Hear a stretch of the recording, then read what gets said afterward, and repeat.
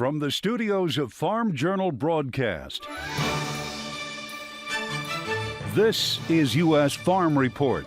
Welcome to U.S. Farm Report this weekend. I'm Tyne Morgan, and here's what's in store over the next 60 minutes. Liberation Day came with a new tariff plan and new tariffs. We'll tell you which countries will get hit the hardest.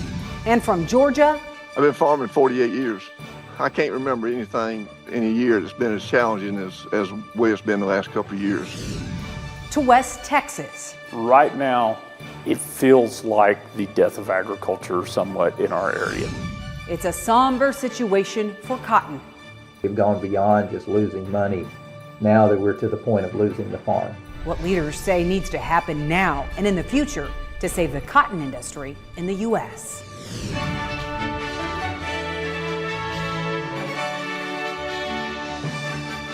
Now for the news. After weeks of talk, President Donald Trump announcing reciprocal tariffs on several key trading partners. The new tariffs coming on what President Trump has referred to as Liberation Day. They do it to us and we do it to them. The White House seen it as a bid to boost U.S. manufacturing and called out other countries for what he said are years of unfair trade practices. The president holding up a chart on Wednesday evening containing a list of several countries that would face tariffs. Here's a few. Starting with China, 34% tariff. The EU, 20%. Vietnam, 46%. Japan, 24%. And 26% for India, 10% for the United Kingdom. The tariffs actually have a minimum baseline of 10%. China has announced that it will match the 34% tariffs on U.S. goods with its own 34% tariffs on imports from the U.S. And while the administration is enacting tariffs, it's also reportedly working on aid to farmers who could be impacted by the fallout. It's a story we first told you about in March.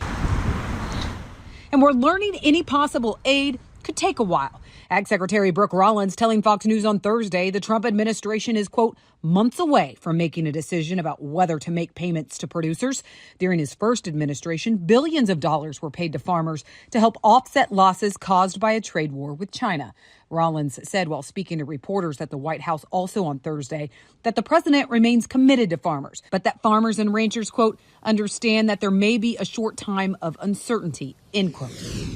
Now, even in anticipation for the tariffs, some companies were already taking action ahead of the president's tariff decision. Ag machinery company CNH Industrial making a big announcement saying it would stop shipments of farm equipment from some countries. CNH releasing a statement to Farm Journal saying, quote, we are stopping shipments from North America plants and European imports effective today. This is a temporary move until we assess the full impact of planned tariffs on pricing. There are no impacts to production and parts shipments continue as planned. We will continue to monitor the situation, end quote. Meanwhile, the administration continues to trim the size of the federal government. The USDA once again offering to let workers resign but keep getting paid until the end of September. Called the Deferred Resignation Program, it runs from April 1st through the 8th. This is the second time it's been offered. During the first round, about 75,000 total federal employees chose to participate. The offer is open to permanent, probationary, and trial USDA employees with some exclusions. Some federal unions are criticizing the program, saying it undermines regulations and potentially politicizes the civil service. Trade and tariffs are top of mind for many producers, but so is spring planting. And 2025 looks to be a big year for corn, but not as big as some had anticipated. USDA starting the week by releasing its prospective plantings report showing corn could top 95 million acres. Now, this is the first official survey-based estimate of the year. Breaking it down, forecasters are predicting farmers will plant 95.3 million acres of corn this year. That's up 5% from 2024. When it comes to soybeans, they're calling for a 4% drop at 83.5 million. The wheat estimate is at 45.4 million acres. That would be down 2% from last year. And just look at cotton, coming in at 9.87 million acres, down 12% from a year ago. We'll dive into the numbers and the new tariffs coming up in our marketing roundtables. That's it for the news. Flooding rains this weekend with farmers worried about the crop already planted in the field. But is this the last chance of rain in the plains for the foreseeable future? Ag meteorologist and climatologist Brian Bledsoe joins us next.